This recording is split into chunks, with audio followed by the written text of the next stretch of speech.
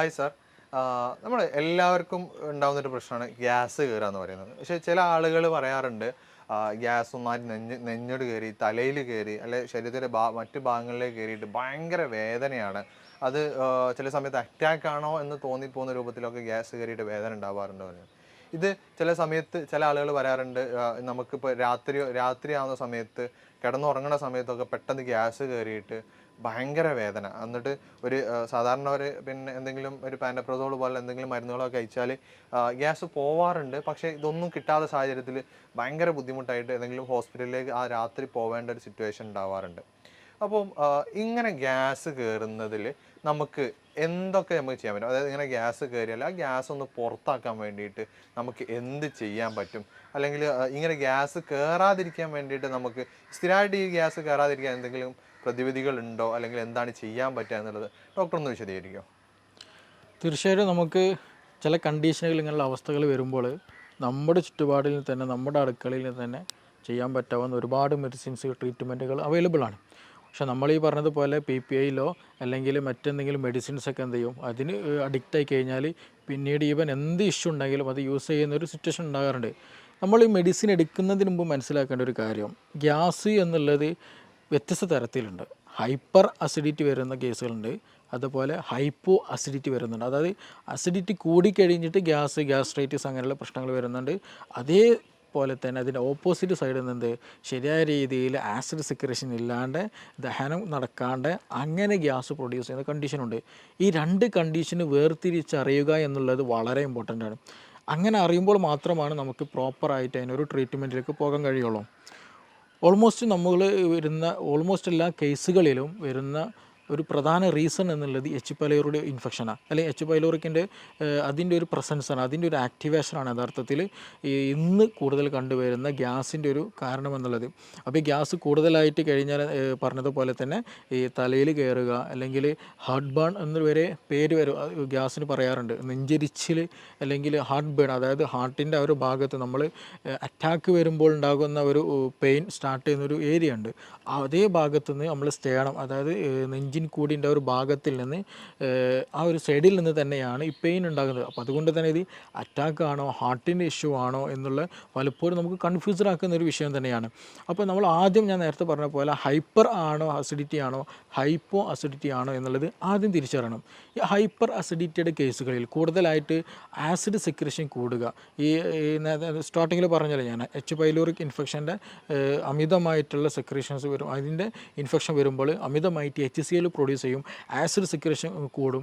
അപ്പോൾ അങ്ങനെയുള്ള കേസുകളാണെന്നുണ്ടെങ്കിൽ അവർക്ക് വയറുകാളിച്ച ഭയങ്കരമായിരിക്കും, ശക്തമായിട്ട് വയറുകാളിച്ച ഉണ്ടായിരിക്കും.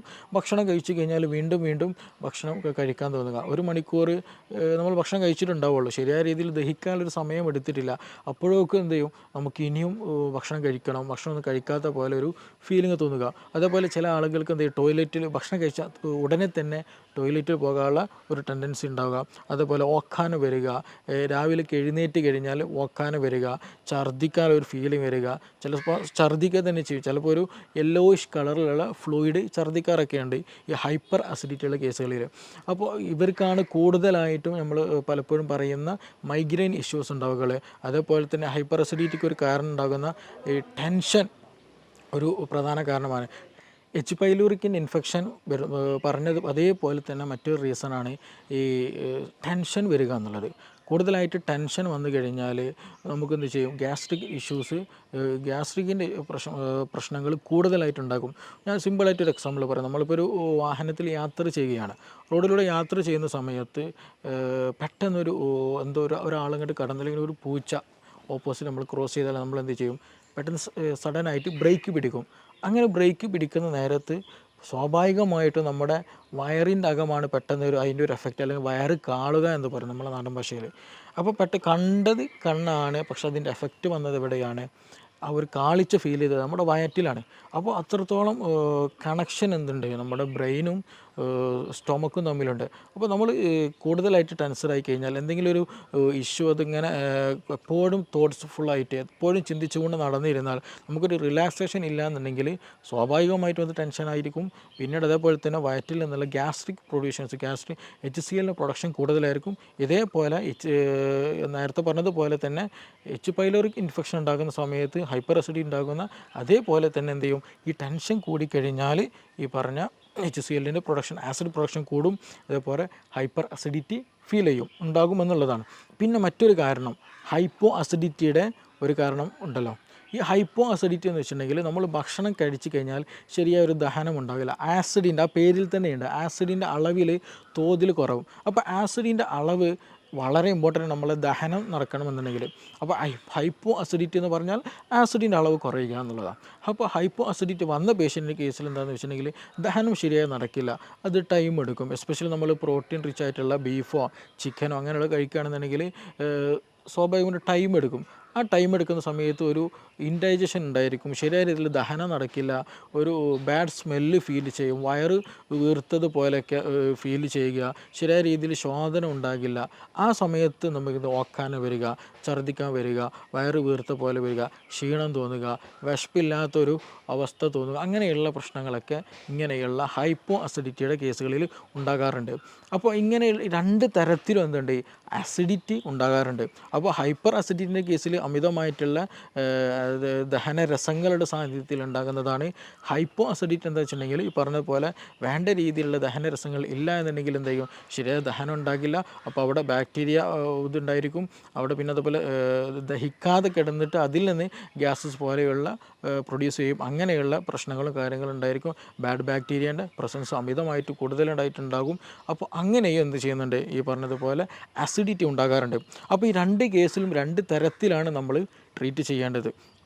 ഒന്ന് ഹൈപ്പർ അസിഡിറ്റിൻ്റെ കേസിൽ നമുക്ക് ഈ ലെമൺ ടീ വളരെ യൂസ്ഫുള്ളായിട്ട് നമുക്ക് ചെയ്യാവുന്നതാണ്. ഹൈപ്പറായിട്ട് ഭയങ്കരമായിട്ട് ഗ്യാസ്ട്രിക്കിൻ്റെ ഇഷ്യൂസ് ഉണ്ടെങ്കിൽ, എപ്പോഴും ഛർദ്ദിക്കാൻ തോന്നുന്നുണ്ടെങ്കിൽ, ഓക്കാനം വരുന്നുണ്ടെങ്കിൽ, ഭയങ്കരമായിട്ട് എന്താ പറയുക വയറ് എപ്പോഴും പുകച്ചിൽ ഉണ്ടെന്നുണ്ടെങ്കിൽ അതിന് ഏറ്റവും ബെസ്റ്റായിട്ടുള്ള ഒരു ട്രീറ്റ്മെൻറ്റാണ് യഥാർത്ഥത്തിൽ ഈ ലെമൺ ടീ കുടിക്കുക എന്നുള്ളത്. ആ സമയത്ത് തന്നെ നമുക്ക് അക്യൂട്ടായി തന്നെ റിലീഫ് ഉണ്ട്.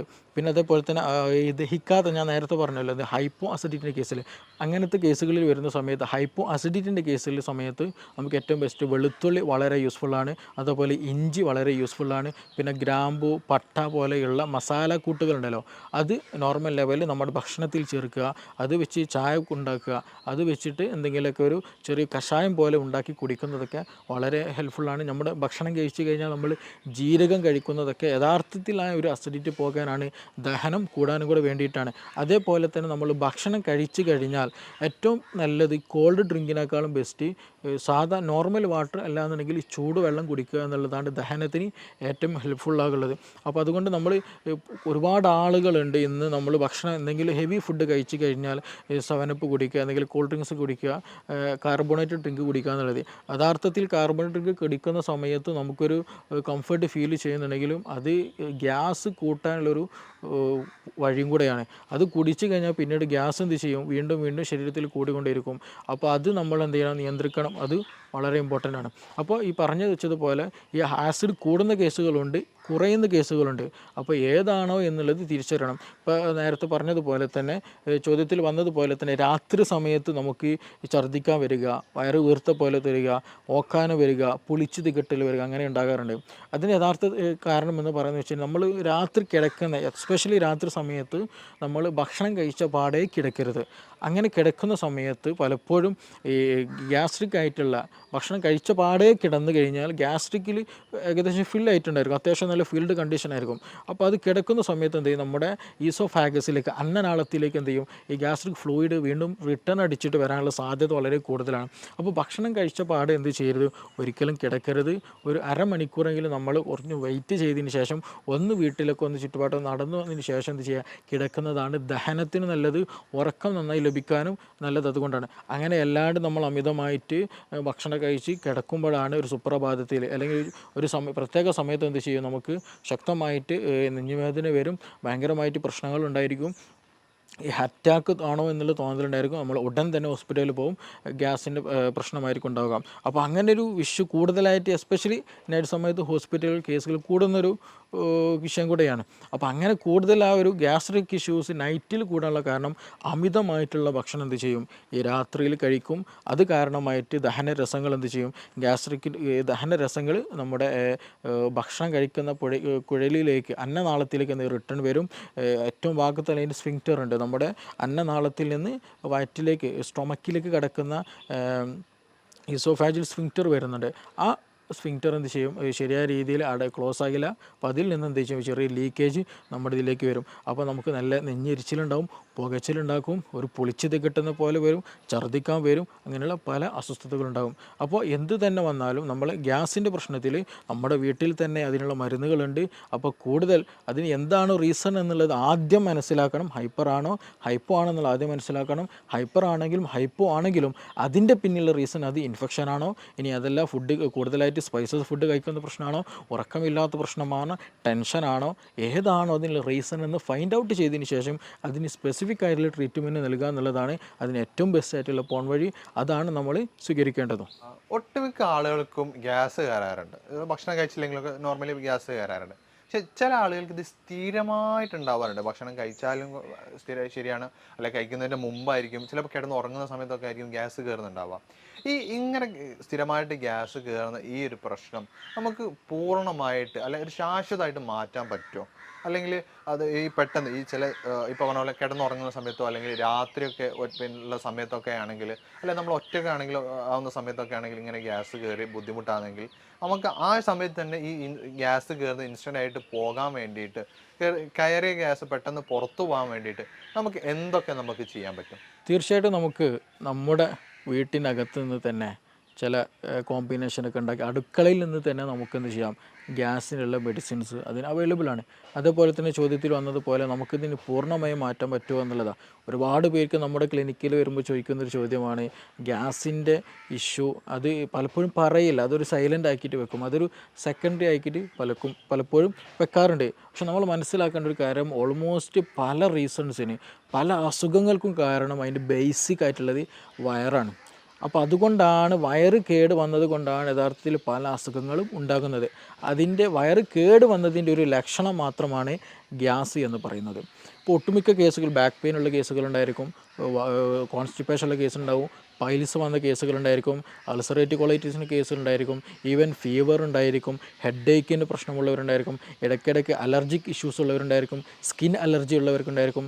അപ്പോൾ ഈ ഓൾമോസ്റ്റ് എല്ലാ കേസുകളുടെയും റീസൺ ചോദിച്ചാൽ, അല്ലെങ്കിൽ ഇങ്ങനെയുള്ള കേസുകൾ വരുമ്പോൾ നമ്മൾ അവരോട് ചോദിച്ചാൽ അവർ പറയും നമുക്ക് അവർക്ക് എന്തുണ്ടായിരിക്കും, ഗ്യാസിൻ്റെ പ്രശ്നമുണ്ടായിരിക്കും, അല്ലെങ്കിൽ സ്റ്റൊമക്ക് നോർമലായിരിക്കില്ല, അബ്ഡോമൻ നോർമലായിരിക്കില്ല, ഗട്ട് ഹെൽത്ത് നോർമലായിരിക്കില്ല എന്നുള്ളത്. അപ്പോൾ നമ്മൾ ആദ്യം മനസ്സിലാക്കേണ്ടത് ഇതിൻ്റെ പിന്നിലായിട്ട് ഒരുപാട് റീസൺസ് ഉണ്ട് എന്നുള്ളതാണ്. അതായത് സ്റ്റൊമക്ക് ഹെൽത്ത് നോർമൽ അല്ല എന്നുള്ളതിൻ്റെ ഏറ്റവും ബേസിക് ആയിട്ടുള്ള ഒരു സംഗതിയാണ് ഗ്യാസ് എന്നുള്ളത്. അപ്പോൾ അത് ആദ്യം നമ്മൾ മനസ്സിലാക്കേണ്ടതുണ്ട്. പിന്നെ ചോദ്യത്തിൽ വന്നതുപോലെ ഗ്യാസ് നമുക്ക് നമ്മുടെ വീട്ടിൽ നിന്ന് തന്നെ റിമൂവ് ചെയ്യാം. ചില ആളുകൾക്ക് എന്ത് ചെയ്യും, അത് റിപ്പീറ്റഡ് ആയിട്ട് വരും, അമിതമായിട്ട് ഭക്ഷണം കഴിച്ചാലും വരും, ഭക്ഷണം കഴിച്ചില്ലെങ്കിലും വരും, ഭക്ഷണം കഴിച്ചു കൊണ്ടിരിക്കുമ്പോൾ വരും, പല സമയത്ത് വന്നിരിക്കുന്ന പല ആളുകളും പല രീതിയിലാണ് ഗ്യാസ് കാണാറുള്ളത്. അപ്പോൾ ഇത് ഗ്യാസ് എന്തുകൊണ്ട് വരുന്നോ അതിന് റീസൺ എന്താണ് എന്നുള്ളത് ആദ്യം മനസ്സിലാക്കണം. ഗ്യാസ് രണ്ട് തരത്തിലുണ്ട് പ്രധാനമായിട്ടും. ഒന്ന് ഹൈപ്പർ അസിഡിറ്റിയിൽ വരുന്നുണ്ട്, ഹൈപ്പോ അസിഡിറ്റിയിൽ വരുന്നുണ്ട്. അപ്പോൾ നമ്മളെപ്പോഴും നോക്കണം ഹൈപ്പർ ആണോ അല്ല ഹൈപ്പോ ആണോ എന്നുള്ളത്. ഗ്യാസ് ഹൈപ്പർ അസിഡിറ്റിയിലും വരും, ഹൈപ്പോയിലും വരും. അപ്പോൾ നമ്മളെപ്പോഴും നമ്മുടെ സ്റ്റൊമക്ക് pH അല്ലെങ്കിൽ സ്റ്റൊമക്കിൻ്റെ കണ്ടീഷൻ എപ്പോഴും ഒരു ന്യൂട്രലായിട്ടാണ് കൊണ്ടുപോകേണ്ടത്. അപ്പോൾ അത് കൂടിയാലും പ്രശ്നമാണ്, കുറഞ്ഞാലും പ്രശ്നമാണ്. ഹൈപ്പർ അസിഡിറ്റിൻ്റെ കേസ് എടുത്ത് നോക്കാം. നമ്മൾ അമിതമായിട്ട് അങ്ങനെയുള്ള കേസുകളിൽ അമിതമായിട്ട് ക്ഷീണം തോന്നും, അമിതമായിട്ട് ചിലപ്പോൾ വയറുവേദന വരും, ഛർദ്ദിക്കാൻ വരും, ആൾ പറ്റ സ്കിന്നായിട്ടായിരിക്കും, ഭയങ്കര സ്കെൽറ്റലായിരിക്കും, കൂടുതൽ തടിയൊന്നും വെക്കൂല, ഇടയ്ക്കിടയ്ക്ക് ചിലപ്പോൾ ഭക്ഷണം കഴിച്ചാൽ പെട്ടെന്ന് വയറ്റുനിന്ന് പോകാൻ തോന്നും. അങ്ങനെയുള്ള പല അസ്വസ്ഥതകളും ഹൈപ്പർ അസിഡിറ്റിയിൽ കണ്ടുവരാറുണ്ട്. ഈ കേസുകളിൽ ഈ ഹൈപ്പർ അസിഡിറ്റി വരാനും ഒരുപാട് കാരണങ്ങളുണ്ട്. നമ്മൾ സ്പൈസി ആയിട്ടുള്ള ഫുഡുകൾ അമിതമായി കഴിക്കുക, കൂടുതൽ അസിഡിറ്റി കൂടിയ ഫുഡുകൾ, ഉപ്പിലിട്ടതൊക്കെ എന്ത് ചെയ്യുക അമിതമായിട്ട് കഴിക്കുക, കൂടുതൽ ഉപ്പ് അടങ്ങിയിട്ടുള്ള ഭക്ഷണം കഴിക്കുക, പിന്നെ അതുപോലെ തന്നെ ടെൻഷൻ കൂടുതലായി ഉണ്ടാകുക, പിന്നെ അതുപോലെ എച്ച് പൈലോറിക്കിന് ഇൻഫെക്ഷൻ വരിക. അപ്പോൾ ഈ പറഞ്ഞ സാധനങ്ങളൊക്കെ ഏതെങ്കിലും ഒന്നുണ്ടെന്നുണ്ടെങ്കിൽ അത് നമ്മുടെ സ്റ്റൊമക്കിലുള്ള എപ്പിത്തീലിയൽ ലെയറിന് എന്ത് ചെയ്യും ട്രിഗർ ചെയ്തുകൊണ്ടിരിക്കും. അവിടെയുള്ള HCl പ്രൊഡക്ഷൻ അത് എന്ത് ചെയ്യും കൂട്ടാൻ കാരണമാകും.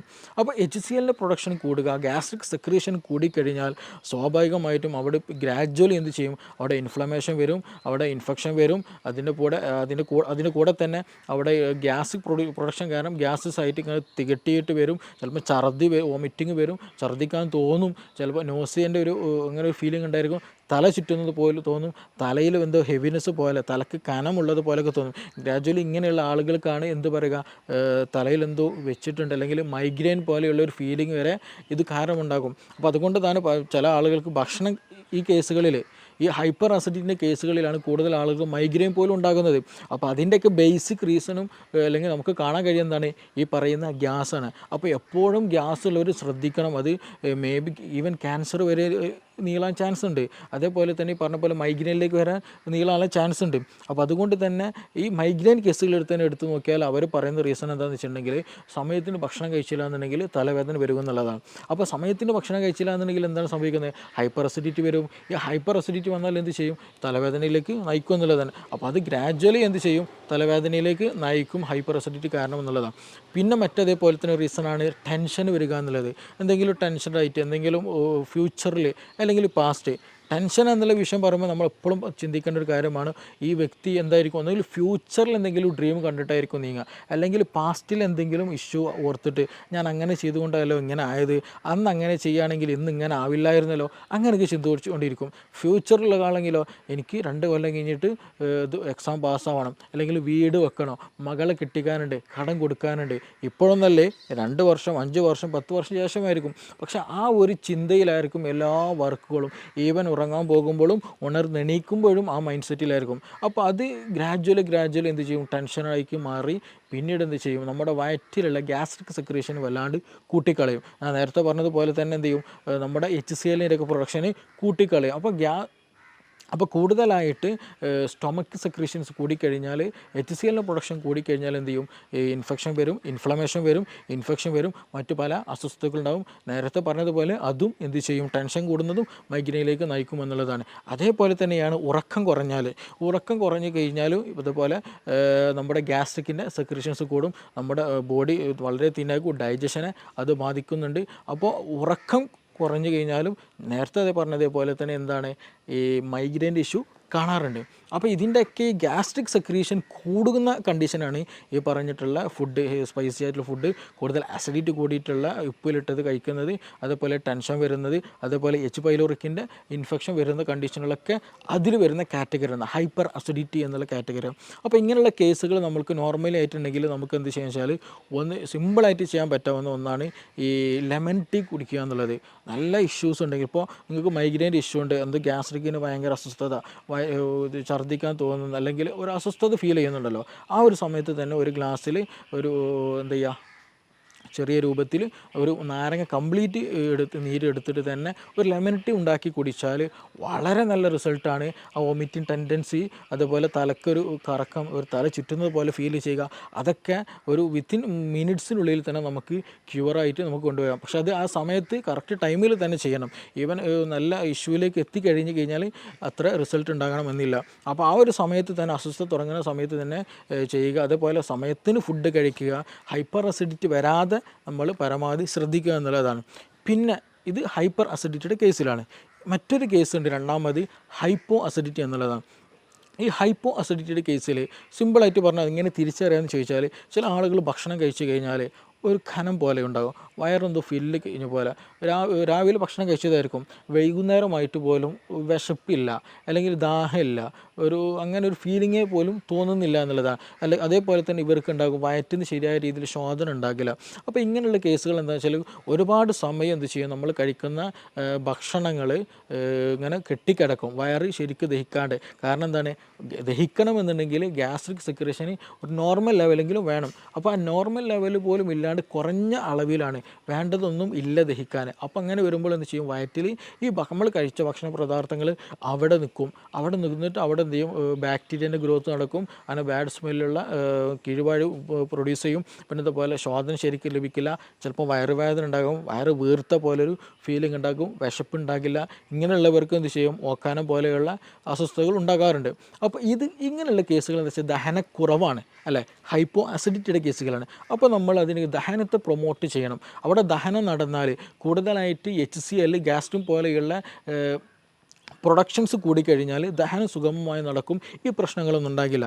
അപ്പോൾ ആ ഒരു സമയത്ത് നമ്മൾക്ക് ഏറ്റവും ബെസ്റ്റ് നമ്മുടെ അടുക്കളയിലുള്ള സ്പൈസസ് ഉപയോഗിക്കുക എന്നുള്ളതാണ്. അത് കരുതി നല്ല ചുവന്ന മുളകിൻ്റെ പൊടി ഉപയോഗിക്കുക എന്നുള്ളതല്ല. നമുക്ക് മല്ലി വളരെ നല്ല മെഡിസിൻസാണ്. മല്ലി തിളപ്പിച്ച വെള്ളം കുടിക്കുക എന്ന് പറഞ്ഞാൽ നമ്മുടെ ഫീവർ, ഉള്ളിലുള്ള ഫീവർ, പനി ഉണ്ടെന്നുണ്ടെങ്കിൽ ചില ആളുകൾക്ക് മേലും കൈക്ക് കോച്ചി പിടിക്കുന്ന ഒരു ഇതുണ്ടായിരിക്കും, അതിന് നല്ലതാണ്. അതേപോലെ ഗ്യാസിന് വളരെ നല്ല റിസൾട്ടാണ് ഈ നമ്മൾ എന്ത് ചെയ്യുക, ഡെയിലി കുടിക്കുന്ന വെള്ളത്തിൽ എന്ത് ചെയ്യാന്നുണ്ടെങ്കിൽ ഒരു കലത്തിൽ, ഒരു പാത്രത്തിൽ രാവിലെ എണീക്കുന്ന സമയത്ത് തന്നെ കുറച്ച് നമ്മൾ ജീരകവെള്ളം ഉണ്ടാക്കുന്ന അതേപോലെ തന്നെ എന്ത് ചെയ്യുക, കുറച്ച് മല്ലി ഇട്ടിട്ട് നന്നായിട്ട് തിളപ്പിച്ച് ആ തിളപ്പിച്ചാറിയ വെള്ളം എന്ത് ചെയ്യുക, ദാഹിക്കുന്ന സമയത്തും ഭക്ഷണം കഴിക്കുന്ന സമയത്തൊക്കെ എന്താ ചെയ്യുക, ആ വെള്ളം ഇങ്ങനെ കുടിച്ചുകൊണ്ടിരിക്കുക. അത് ഗ്യാസ് നന്നാവാനും നന്നായിട്ട് പുറന്തള്ളാനും ദഹനം നന്നാകാനും ശ്വാസനം കിട്ടാനൊക്കെ വളരെ വളരെ നല്ല ബെസ്റ്റ് റിസൾട്ട് ഉള്ളതാണ് ഈ മല്ലി, കൊത്തമ്പാലി അല്ലെങ്കിൽ ക്യുമിൻ എന്നുള്ള ആ സംഗതി. അപ്പോൾ അതെന്ത് ചെയ്യുക, വളരെയധികം നല്ല ബെനിഫിഷ്യലാണ്. പിന്നെ അതേപോലെ തന്നെ നമുക്ക് ചെയ്യാൻ പറ്റുന്നതാണ്, വീട്ടിൽ നിന്ന് ചെയ്യാൻ പറ്റാവുന്ന കാര്യമാണ് വെളുത്തുള്ളി കഴിക്കുക എന്നുള്ളത്. വെളുത്തുള്ളി ചുട്ട് കഴിക്കുന്നത്, പച്ചക്ക് കഴിക്കുന്ന പ്രശ്നമില്ല, അങ്ങനെയും ചില കഴിക്കാം. പക്ഷേ ഇതേ വെളുത്തുള്ളി എന്ത് ചെയ്യാണ്, ഹൈപ്പർ അസിഡിറ്റി ഉള്ളവർ ഉപയോഗിച്ചാൽ അവർക്ക് അസ്വസ്ഥത കൂടും, അവർക്ക് പല അസ്വസ്ഥതകളും ബുദ്ധിമുട്ടുകളും അവർക്ക് എന്ത് ചെയ്യും, ഫീൽ ചെയ്യാനുള്ള സാധ്യത വളരെ വളരെ കൂടുതലാണ്. അപ്പോൾ ഹൈപ്പോ അസിഡിറ്റിൻ്റെ കേസിലാണെങ്കിൽ മാത്രമാണ് ഈ വെളുത്തുള്ളി കൂടുതൽ എഫക്റ്റീവായിട്ട് ഫീൽ ചെയ്യുകയുള്ളൂ, ദഹനം കൂടുതൽ പ്രൊമോട്ട് ചെയ്യുകയുള്ളൂ. പിന്നെ നമുക്കിതിൽ കൂടെ ഇഞ്ചി വളരെ നല്ലതാണ്. അപ്പോൾ ഇഞ്ചി, ഗ്രാമ്പു, പട്ട പോലെയുള്ള സ്പൈസസുകളൊക്കെ നമ്മുടെ ഭക്ഷണത്തിൽ ഉൾപ്പെടുത്തുക. അത് വെച്ചുള്ള കഷായങ്ങൾ, അത് അതേപോലെ തന്നെ എന്ത് ചെയ്യുക, ഭക്ഷണത്തിൽ ഉൾപ്പെടുത്തി കഴിക്കുന്നതൊക്കെ ദഹനം കൂട്ടാൻ വളരെ ഹെൽപ്ഫുള്ളാണ്. അപ്പോൾ അങ്ങനെയുള്ള സംവിധാനങ്ങൾ, അങ്ങനെയുള്ള മരുന്നുകളൊക്കെ എന്ത് ചെയ്യാന്ന് വെച്ചാൽ നമ്മുടെ ഭക്ഷണത്തിൽ മിങ്കിൾ ചെയ്തിട്ട്, അത് ഭക്ഷണത്തിൻ്റെ കൂടെ ഒഴിവാക്കാനുള്ളതല്ല, അത് ഭക്ഷണത്തിൻ്റെ ഒരു പാട്ടാക്കി തന്നെ നമ്മൾ ഉപയോഗിക്കുകയാണെന്നുണ്ടെങ്കിൽ നമ്മൾ കഴിക്കുന്ന ഭക്ഷണം എന്ത് ചെയ്യും, ദഹിക്കാൻ കൂടുതൽ സുഗമമാക്കാൻ കഴിയും. ഇതിന് സ്ഥിരമായിട്ട് മരുന്നുണ്ടോ, ഇതെങ്ങനെ സ്ഥിരമായിട്ട് വരാതിരിക്കാൻ ശ്രദ്ധിക്കുക എന്നുള്ളത് ഒരു ചോദ്യം ചോദിക്കേണ്ടായി. അപ്പോൾ നമ്മൾ ഈ കേസിൽ ശ്രദ്ധിക്കേണ്ടത്, ഞാൻ നേരത്തെ പറഞ്ഞതുപോലെ ഇത് നമ്മൾ ദഹനവുമായി ബന്ധപ്പെട്ടതാണ്. അപ്പോൾ ഇതൊരു ലൈഫ് സ്റ്റൈൽ ഡിസീസാണ്. നമ്മൾ തോന്നിയ സമയത്ത് ഉറങ്ങുക, തോന്നിയ അതുപോലെ ജീവിക്കുക, തോന്നിയത് തിന്നുക എന്നുള്ള ഒരു കൺസെപ്റ്റ് നമുക്കിവിടെ ഒരിക്കലും പോസിബിൾ അല്ല ഈ ഹൈപ്പോ അസിഡിറ്റി ഉള്ളവർ. അപ്പോൾ നമ്മൾ ഭക്ഷണം സമയത്തിന് കഴിക്കുക, ആവശ്യത്തിന് കഴിക്കുക, ആവശ്യമുള്ള അളവിൽ കഴിക്കുക, ക്വാളിറ്റി ഉള്ളത് ക്വാണ്ടിറ്റി കുറച്ച് കൊണ്ട് എന്ത് ചെയ്യുക, കൂടുതൽ നല്ല രീതിയിൽ കഴിക്കുക എന്നുള്ളതാണ്. കഴിക്കുന്നത് നല്ല ക്വാളിറ്റി ഉള്ളതാകണം. ഒരുപാട് ചോറ് കഴിക്കുക എന്നുള്ളൊരു ടെൻഡൻസി ഒരിക്കലും പാടില്ല, അത് നമുക്ക് കൂടുതൽ ബുദ്ധിമുട്ടുകൾ ഉണ്ടാക്കുക എന്നുള്ളൂ. അപ്പോൾ ചെറിയ രൂപത്തിൽ അത്യാവശ്യം നല്ല രീതിയിലുള്ള സാധനങ്ങൾ മാത്രം കഴിക്കുക, സമയത്തിന് കഴിക്കുക, അമിതമാകാതിരിക്കുക. അതേപോലെ തന്നെ ഭക്ഷണം കഴിച്ച പാടെ ഉറങ്ങുന്ന ശൈലിയുള്ളത്, അപ്പോഴാണ് അപ്പോൾ എസ്പെഷ്യലി ഈ നൈറ്റ് ലൈഫ് ഇന്ന് കൂടിയൊരു കണ്ടീഷനാണ്. രാത്രി പുറത്ത് പോകലും അവിടെ നിന്ന് ഭക്ഷണം കഴിക്കലും, ഒരുപാട് ഭക്ഷണം കഴിച്ച് വരും, എന്നിട്ട് എന്ത് ചെയ്യും, നേരെ ബെഡ്ഷീറ്റിലേക്ക് കിടക്കും. രാത്രി സുപ്രഭാതത്തിലായിരിക്കും പെട്ടെന്ന് നെഞ്ഞുവേദന അല്ലെങ്കിൽ ഹാർട്ട് പെയിൻ, അതും ഈ നെഞ്ചരിച്ചിൽ എന്ന് പറയുന്ന ഗ്യാസിൻ്റെ ഒരു പെയിൻ, നമുക്ക് ഗ്യാസിൻ്റെ ഈ പെയിന് വരിക എന്ന് പറഞ്ഞിട്ടുണ്ടെങ്കിൽ നമ്മുടെ ഹാർട്ടിരിക്കുന്ന ഭാഗം ഉണ്ടല്ലോ, അവിടെ നിന്ന് തന്നെയാണ് ആ ഒരു പെയിന്, വേദന ഫീൽ ചെയ്യുക, തുടങ്ങുക അവിടെ നിന്ന് തന്നെയാണ്. അപ്പോൾ അതുകൊണ്ട് തന്നെ നമുക്ക് കൺഫ്യൂഷൻ ആയിരിക്കും, ഇത് എന്താണ്, ഹാർട്ട് അറ്റാക്ക് ആണോ, ഹാർട്ടിൻ്റെ ഇഷ്യൂ ആണെന്നത്. നമ്മൾ ഉടൻ തന്നെ ഹോസ്പിറ്റലിൽ പോകും, ടെസ്റ്റുകളൊക്കെ നടത്തും, നോർമലായിരിക്കും, ഗ്യാസിന് പ്രശ്നമായിരിക്കും. ഇങ്ങനെ കൂടുതലായിട്ട് ഇന്ന് രാത്രികളിൽ ഹോസ്പിറ്റലുകൾ വരവ് കൂടുതലാണ്. എന്താണ് ഇതിന് റീസൺ എന്ന് ചോദിച്ചാൽ നൈറ്റ് ലൈഫാണ്. കൂടുതലായിട്ട് രാത്രിയിൽ അമിത ഭക്ഷണം കഴിക്കും, ഭക്ഷണം കഴിച്ചിട്ട് അതേപോലെ വന്നിട്ട് ബെഡിൽ കിടക്കും എന്നുള്ളതാണ്. ഇവർക്ക് ഛർദ്ദിക്കാൻ വരും, പുളിച്ചത് കെട്ടൽ വരും, പിന്നെ അങ്ങനെയുള്ള പല അസ്വസ്ഥതകളും ഇവർക്കുണ്ടായിരിക്കും. അപ്പോൾ അത് വരാനുള്ള റീസൺ എന്താണെന്ന് വെച്ചാൽ നമ്മളെ ഭക്ഷണം ഫില്ലായി കഴിഞ്ഞിട്ട് എന്ത് ചെയ്യും, ബെഡിൽ വന്ന് കിടക്കുന്ന സമയത്ത് ഈ ഗ്യാസ്ട്രിക്കിലുള്ള കണ്ടൻറ്റുകൾ എന്ത് ചെയ്യും, വീണ്ടും റിഗർജിറ്റേഷൻ വരും. നമ്മുടെ ഈസോഫാഗസ്, അതായത് അന്നനാളത്തിലേക്ക് തന്നെ എന്ത് ചെയ്യും, മുകളിലേക്ക് തന്നെ വീണ്ടും റിട്ടേൺ അടിക്കാൻ തുടങ്ങും. അങ്ങനെ റിട്ടേൺ അടിക്കുമ്പോഴാണ് നമുക്കൊരു പുളിരസം തോന്നുക, ഛർദ്ദിക്കാൻ തോന്നുക, അങ്ങനെയുള്ള പല അസ്വസ്ഥതകളും തോന്നുക. അപ്പോൾ അങ്ങനെ അസ്വസ്ഥതകളുള്ളവർ അങ്ങനെ അസ്വസ്ഥത ഉള്ളവർക്കാണ് കൂടുതലായിട്ട് ഈ പറഞ്ഞതുപോലെ രാത്രി ഫുഡ് അമിതമായിട്ട് കഴിച്ചിട്ട് എന്ത് ചെയ്യും വന്ന് കിടക്കുന്നവർക്കാണ് ഈ പറഞ്ഞുള്ള രാത്രിയിലുള്ള അസ്വസ്ഥതകൾ കൂടുതലായിട്ട് കാണുന്നത്. ഇനി മറ്റൊരു ചോദ്യം ചോദിച്ചതുപോലെ തന്നെ ഇതിന് ലൈഫ് സ്റ്റൈലൊക്കെ നോർമലാണ്, വേറെ പ്രശ്നങ്ങളൊന്നുമില്ല, കറക്റ്റ് ഭക്ഷണം കഴിക്കുന്നുണ്ട്, പക്ഷേ എന്നിട്ട് പോലും എന്ത് ഗ്യാസിന് അസ്വസ്ഥതകളുണ്ട്, ഛർദ്ദിക്കാൻ വരുന്നുണ്ട്, ചില സമയത്ത് അൾസറിൻ്റെ ഇഷ്യൂസ്, ഇടയ്ക്കിടയ്ക്ക് വായിലും മുറിവൊക്കെ വരുന്നുണ്ട്. തീർച്ചയായിട്ടും അതൊരു ഇൻഫെക്റ്റീവ് കണ്ടീഷനാണ്. എച്ച് പൈലോറിക്കിൻ്റെ പ്രസൻസ് കാരണമായിട്ട് എച്ച് പൈലോറിക് ഓൾമോസ്റ്റ് എല്ലാ ആളുകളിലും കണ്ടുവരുന്ന ഒരു ബാക്ടീരിയയാണ് ബാക്ടീരിയം പൈലോറി എന്ന് പറയുന്നത് എച്ച് പൈലോറിക് എന്നുള്ള ഈ ബാക്ടീരിയ എന്താണ് ആക്റ്റീവായിട്ടുണ്ടായിരിക്കും, ഈ സ്റ്റൊമക്കിൽ ആക്റ്റീവായിട്ടുണ്ടായിരിക്കും. സ്റ്റൊമക്കിനൊരു പ്രത്യേകതയുണ്ട്, നമ്മുടെ ഒരു എപ്പിത്തിലെ ലെയറുണ്ട്, നമ്മൾ ടൈറ്റ് ജംഗ്ഷൻ എന്ന് വെച്ചിട്ടുണ്ടെങ്കിൽ ഒരു സെല്ല് അടുത്ത സെല്ലും കൂടി ഭയങ്കര ടൈറ്റഡാണ്, അതിൻ്റെ ഇടയിൽ ഗ്യാപ്പില്ല. അങ്ങനെ ടൈറ്റായിട്ട് ഇങ്ങനെ നിരയായിട്ട് വെച്ച ഒരു ലെയറാണ് എപ്പിത്തിലെ ലെയർ. അതിന് നേരെ മുകളിലാണ് മ്യൂക്കസ് എന്നുള്ള ഒരു വഴുവഴുത്ത ഒരു കൊഴുപ്പ് ഉണ്ടായിരിക്കും. അതിൻ്റെ മുകളിലാണ് എന്ത് ഈ ആസിഡിൻ്റെ പ്രസൻസ് ഉണ്ടാവുക. അപ്പോൾ ഈ ആസിഡ് ഈ പറഞ്ഞ മ്യൂക്കസ് അതിന് താഴെ എപ്പിത്തീലിയൽ ലെയർ എന്ന് പറയുന്നത് നമ്മുടെ ബോഡിയോട് അത്രയും ചേർന്നിരിക്കുന്നതാണ്. അപ്പോൾ ആസിഡ് നമ്മുടെ ബോഡിയിലേക്ക് തട്ടരുത്, അല്ലെങ്കിൽ നമ്മുടെ ശരീരത്തിലെ സെല്ലിലേക്ക് തട്ടരുത്. അപ്പോൾ അതിന് പ്രൊട്ടക്ഷനാണ് യഥാർത്ഥത്തിൽ അതിന് ഇൻ ബിറ്റ്വീൻ ആയിട്ടുള്ള ഈ മ്യൂക്കസ് മെമ്പർ അല്ലെങ്കിൽ മ്യൂക്കസിൻ്റെ പ്രസൻസ് എന്ന് പറയുന്നത്. അത് നോർമലായിട്ട് നമുക്ക് വേണ്ടതാണ്. അപ്പോൾ ചില കണ്ടീഷനുകളിൽ ഈ എച്ച് പൈലോറിക്കിൻ്റെ പ്രസൻസ് കൂടുതലായിട്ടുണ്ടായിരിക്കും, എച്ച് പൈലോറിക് ആക്റ്റീവായിട്ടുണ്ടായിരിക്കും. അങ്ങനെ വരുമ്പോൾ നമ്മുടെ ഈ ഒരു എച്ച് പൈലോറിക്കിന് വേറെ പ്രത്യേകതയും കൂടെ ഉണ്ട്. അവർക്ക് യൂറിയസ് എന്നുള്ള ഒരു എൻസൈം അവരുടെ ശരീരത്തിലുണ്ട്, അല്ലെങ്കിൽ ആ ഒരു ബാക്ടീരിയയിലുണ്ട്.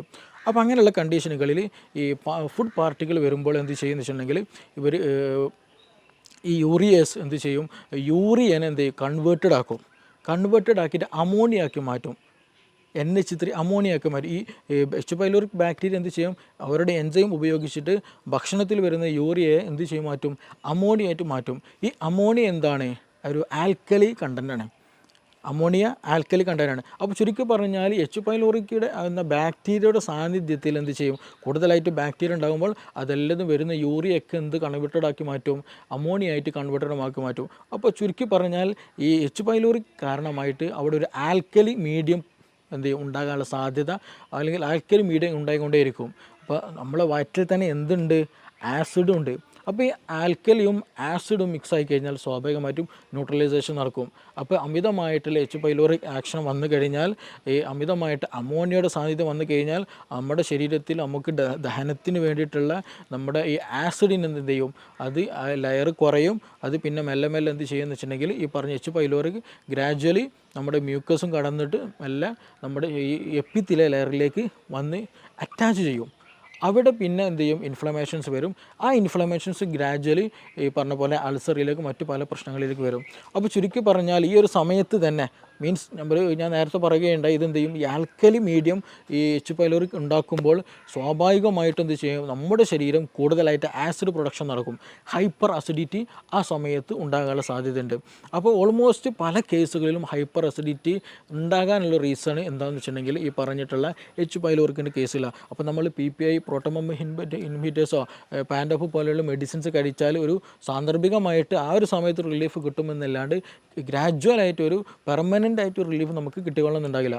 അതിന് ബേസിക്കലി റീസൺ എന്താണെന്ന് വെച്ചാൽ ഈ പറയുന്ന എച്ച് പൈലോറിക്കിൻ്റെ പ്രസൻസ് ആണ്. അപ്പോൾ ആ ഒരു സമയത്ത് നമ്മൾ പ്രോപ്പറായിട്ട് എച്ച് പൈലോറിക്കിന് ട്രീറ്റ്മെൻറ്റ്, അതിനെ ഇറാഡിക്കേറ്റ് ചെയ്യാനുള്ള ട്രീറ്റ്മെൻറ്റ് നടത്തുക എന്നുള്ളതാണ്. ഈ ഒരു കേസുകളിൽ തന്നെയാണ് നമുക്ക് ശരിയായ ദഹനം നടക്കില്ല, അതേപോലെ നമ്മുടെ ഗഡ് ഹെൽത്തിനത് ബാധിക്കും. ഗഡ് ഹെൽത്തിലേക്ക് പോകുമ്പോൾ, കാരണം നമ്മുടെ ഗ്യാസ്ട്രിക് മീഡിയം വളരെ ഇമ്പോർട്ടൻ്റ് ഡൈജഷന്. അപ്പോൾ അവിടെ ഇംപ്രോപ്പർ ആയിരുന്നെങ്കിൽ സ്വാഭാവികമായിട്ടും അതിൻ്റെ കണ്ടിന്യൂഷൻ ആയിട്ടുള്ള സ്മോൾ ഇൻറ്റെസ്റ്റൈനും ലാർജ് ഇൻറ്റെസ്റ്റൈനിലൊക്കെ എന്ത് ചെയ്യും, ബാക്ടീരിയൽ മീഡിയയിൽ ചേഞ്ചസ് വരും. അങ്ങനെ ചേഞ്ചസ് വന്നാൽ ഗട്ട് ലീക്ക് പോലെയുള്ള പ്രശ്നങ്ങളുണ്ടാകും. ഗട്ട് ലീക്ക് എന്ന് പറഞ്ഞാൽ നമ്മുടെ ഗട്ട് വാള്, അതായത് ഞാൻ നേരത്തെ പറഞ്ഞതുപോലെ ഈ സ്റ്റൊമക്കിനുള്ള ലൈനിങ് പോലെ അതേപോലെ ഒരു ലൈനിങ് എന്തിനുണ്ട്, നമ്മുടെ കുടലിനുണ്ട്. അപ്പോൾ ആ ഒരു നോർമലി ആയിട്ടുള്ള അതിൻ്റെ ഒരു മീഡിയം നഷ്ടപ്പെടുമ്പോൾ സ്വാഭാവികമായിട്ടും ഗട്ടിലുള്ള ഒരുപാട് സൈറ്റോടോക്സിൻസ് ഉണ്ട്, നമ്മുടെ കോശങ്ങളെ നശിപ്പിക്കാൻ കഴിയുന്ന, ഇൻഫെക്ഷൻ ഉണ്ടാക്കാൻ കഴിയുന്ന, നമ്മുടെ ഹെൽത്തിനെ നെഗറ്റീവായിട്ട് എഫക്റ്റ് ഉണ്ടാക്കുന്ന പല സാധനങ്ങളും പല വസ്തുക്കളും പല ബൈ പ്രൊഡക്റ്റുകളും എന്തുണ്ട് നമ്മുടെ ഈ ഒരു ഭക്ഷണം അല്ലെങ്കിൽ ഈ ഒരു ഭക്ഷണത്തിനുണ്ടായിരിക്കും. അപ്പോൾ അതെന്ത് ചെയ്യും, നമ്മൾ ഡയറക്റ്റായിട്ട് നമ്മുടെ ശരീരത്തിൽ കിടക്കും. അത് പിന്നീട് ഓട്ടോ ഇമ്മ്യൂൺ ഡിസീസുകളായിട്ട് പലപ്പോഴും ഉണ്ടാകാറുണ്ട്. അപ്പോൾ ചുരുക്കി പറഞ്ഞാൽ നമ്മുടെ ഗട്ട് ഹെൽത്തും നമ്മുടെ സ്റ്റൊമക്കിൻ്റെ ഹെൽത്തും വളരെ വളരെ ഇമ്പോർട്ടൻ്റ് ആണ്. അപ്പോൾ എച്ച് പൈലോറിക്കിൻ്റെ പ്രസൻസ് ഉണ്ടായിക്കൊമ്പോഴാണ് പലപ്പോഴായിട്ട് ഈ നിരന്തരമായിട്ടുള്ള ഗ്യാസിൻ്റെ ഇഷ്യൂസ് ഉണ്ടാവുക, മാറാത്ത ഗ്യാസിൻ്റെ പ്രശ്നങ്ങൾ ഉണ്ടാവുക. അതിന് നമ്മൾ പ്രോപ്പറായിട്ടുള്ള ട്രീറ്റ്മെൻറ്റ് എടുക്കുക എന്നുള്ളതാണ് ഏറ്റവും ബെസ്റ്റായിട്ട് നമ്മൾ ചെയ്യേണ്ടത്. എച്ച് പൈലോറിക്കിന് വേണ്ടിയുള്ള ട്രീറ്റ്മെൻറ്റ് എടുക്കുക, ഗ്യാസിന് വേണ്ടിയിട്ടുള്ളതല്ല. ഗ്യാസ് എന്നുള്ളത് അതൊരു സിംറ്റം മാത്രമാണ്. അത് അങ്ങനെ ഒരു ഇൻഫെക്ഷൻ അവിടെയുണ്ട് എന്ന് അറിയിക്കാൻ ഒരു സിംറ്റം മാത്രമാണ്. അപ്പോൾ അതിന് വേണ്ടി നമ്മൾ ചെയ്യേണ്ടത് ഗ്യാസിന് ട്രീറ്റ്മെൻറ്റ് ചെയ്യുക എന്നുള്ളതല്ല.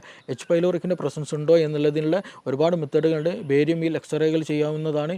പിന്നെ അതേപോലെ തന്നെ യൂറിയ ബ്രീത്ത് ടെസ്റ്റുകളുണ്ട്. അപ്പോൾ അങ്ങനെയുള്ള ടെസ്റ്റുകൾ നടത്തിയാൽ തന്നെ ഓൾമോസ്റ്റ് നമ്മുടെ ഗ്യാസ്ട്രിക് കണ്ടീഷൻസ് നമുക്കറിയാം, അൾസർ ഉണ്ടോ എന്ന് നമുക്കറിയാൻ കഴിയും. അതുപോലെ ഈ പറഞ്ഞ എച്ച് പൈലോറിക്കിൻ്റെ പ്രസൻസ് ഉണ്ടോ എന്ന് അറിയാൻ കഴിയും. അങ്ങനെയൊക്കെ ടെസ്റ്റുകൾ നടത്തി അതിന് വേണ്ട ട്രീറ്റ്മെൻറ്റ് എടുക്കുക. അപ്പോൾ അതിന് ഇരട്ടി മധുരം നമ്മളെപ്പോഴും കേട്ടിട്ടുള്ള സംഗതിയാണല്ലോ ഇരട്ടി മധുരം. ഈ എച്ച് പൈലോറിക് ഇൻഫെക്റ്റഡ് ആയി കഴിഞ്ഞാൽ അതിന് ഏറ്റവും ബെസ്റ്റുള്ള ഒരു ഒറ്റമൂല് അത് ഇരട്ടി മധുരം ഏറ്റവും നല്ല ബെനിഫിഷ്യലാണ്.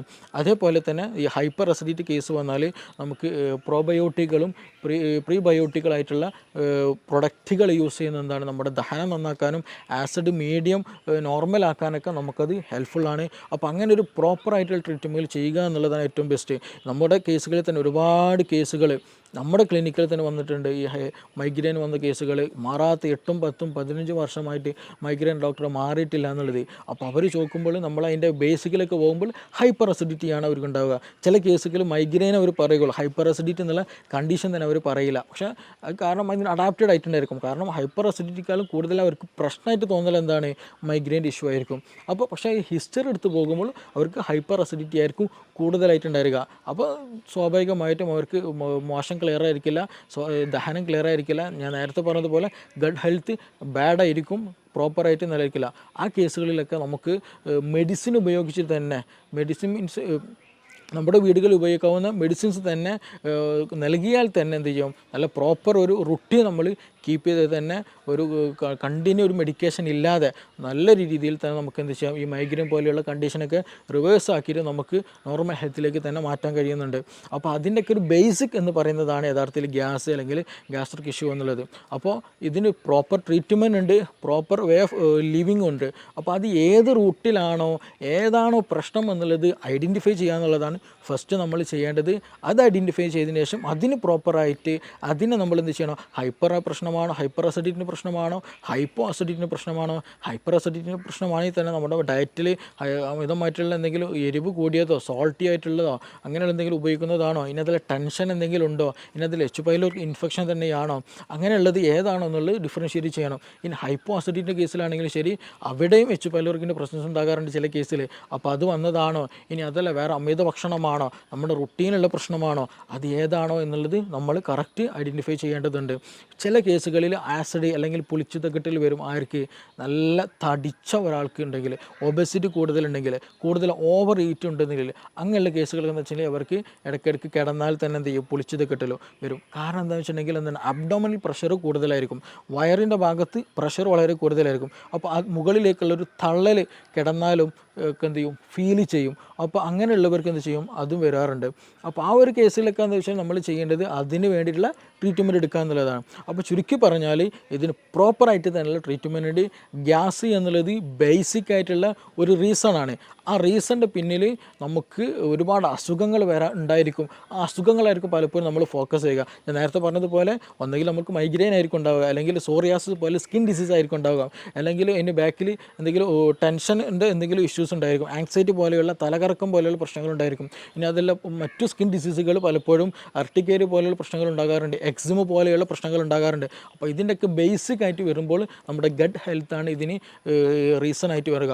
അപ്പോൾ അതിൻ്റെ ഒക്കെ ഒരു കാരണം അല്ലെങ്കിൽ ഗട്ട് ഹെൽത്ത് പ്രോപ്പർ അല്ല എന്ന് കാണിക്കാനുള്ള ഒരു സിമ്പൽ മാത്രമാണ് യഥാർത്ഥത്തിൽ ഗ്യാസ് എന്ന് പറയുന്നത്.